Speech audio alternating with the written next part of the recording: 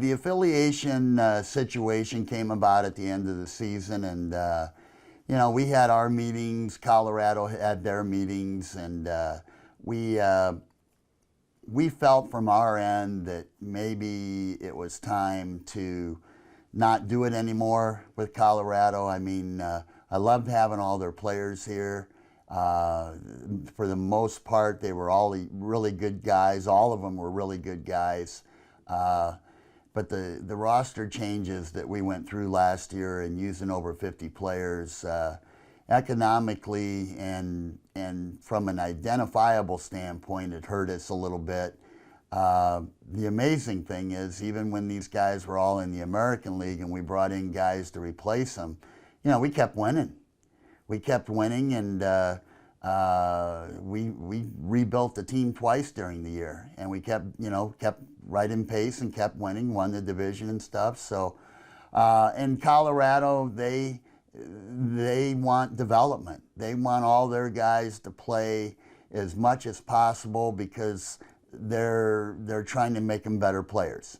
And that's fine, and they had their issues, we had our issues. So at the end of the day, we just decided that we'd walk away from the last year of the contract, and they're going to do something else, and we'll do something else too. It seems like it was pretty amicable. Oh yeah, yeah. One thing about affiliations in hockey, they're not as solid as affiliations in baseball, because there's no NHL, AHL, ECHL setup where the NHL covers a lot of the expenses and all that, like the major league team does in baseball. So consequently, it's a little different landscape, but at the same time, we want to win, and we don't want to bring 50 players in here. And if we can cut down on that and keep our rosters pretty steady all year, I think our fans will like it even better. Independent. The Comets have been independent before. Is that something you're looking at for the upcoming season or for the near future, to be an independent team? We don't really look at it as independent, because we're available to take players from any NHL, AHL team out there.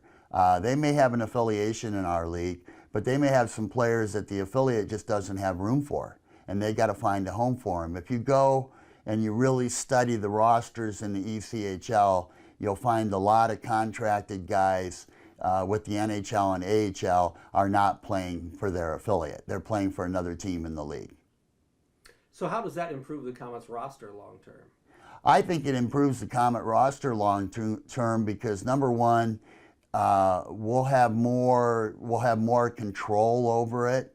I mean, we were lucky to find the guys last year that came in, but you can't keep going to the well all the time like that. But we'll have more control over the roster. Being an independent, or not an independent, but being unaffiliated, really for some of the guys on the team is better, because we're not affiliated with one American League team. All of our guys could go anywhere in the American League, but sometimes when they sign with a team that's affiliated, they're thinking maybe the only way to get up is that affiliation, which it isn't. So this might be really interesting to a lot of our players, knowing that they're available anywhere. There's no ties that we have, and people like Gabe Beaupre that just signed with us, if we would have been affiliated with San Antonio and Colorado, he probably wouldn't have signed, because he's been there for 3 years and he didn't even play there last year. So, it's a give and take. It's good and bad, but at the end of the day, these affiliations never last more than 2, 3, 4 years, and then people change their minds and go somewhere else, or they don't even have an affiliate. They just take their 5 or 6 players and spread them out throughout the league. It just depends on who you're dealing with and what their long-term goals are too.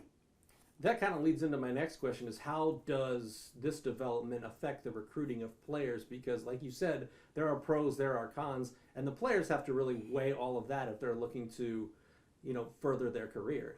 Well, I think, the guys that are coming in here to play are either guys that are young, and all they want to do is try to attract attention to themselves on the ice by being a good player and figuring that scouts and coaches and everybody like that, because we get a lot of scouts in our building every game.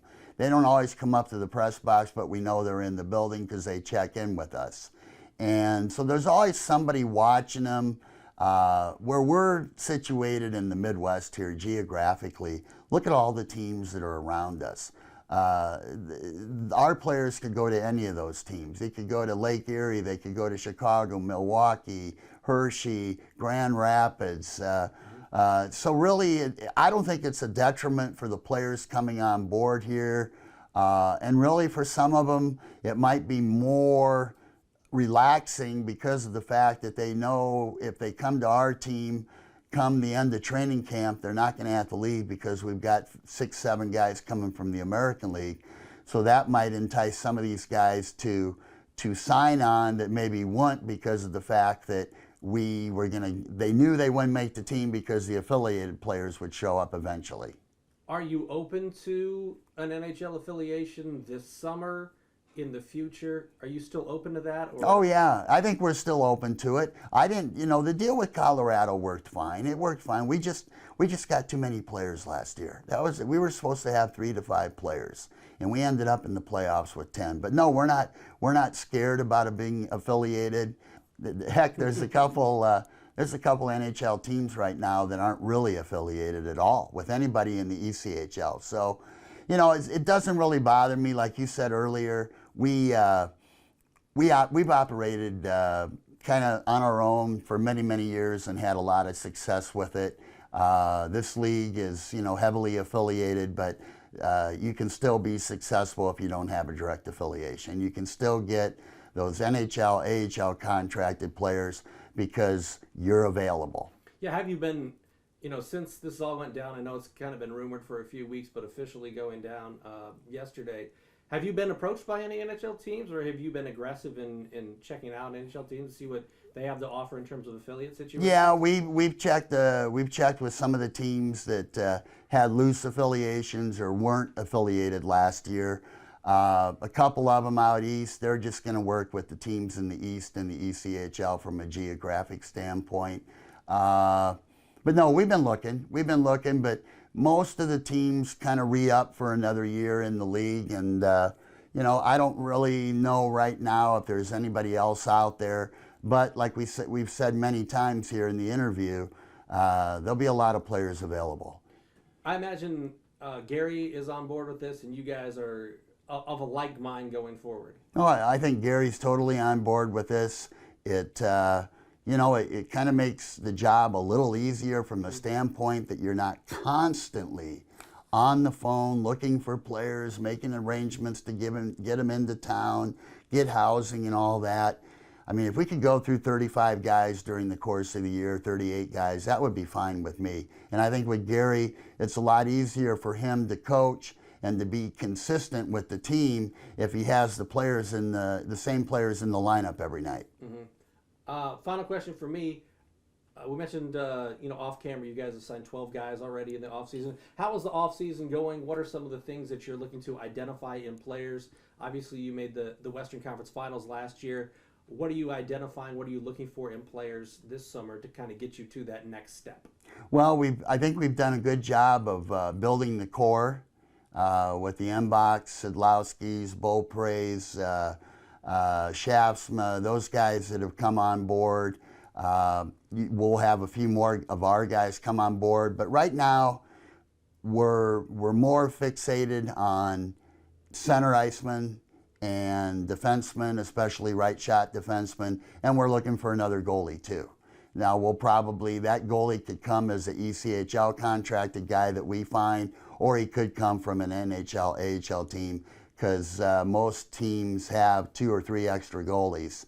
And even if their affiliate has one of the goalies, they got to find room for the other one, unless they send them both to their affiliate, which doesn't always happen. So, it takes time. We have to be patient, and it's like putting a big puzzle together. And so far, the pieces are fitting, in my opinion. Anything else you'd like to add? No, nope. I think we covered it all. Yeah.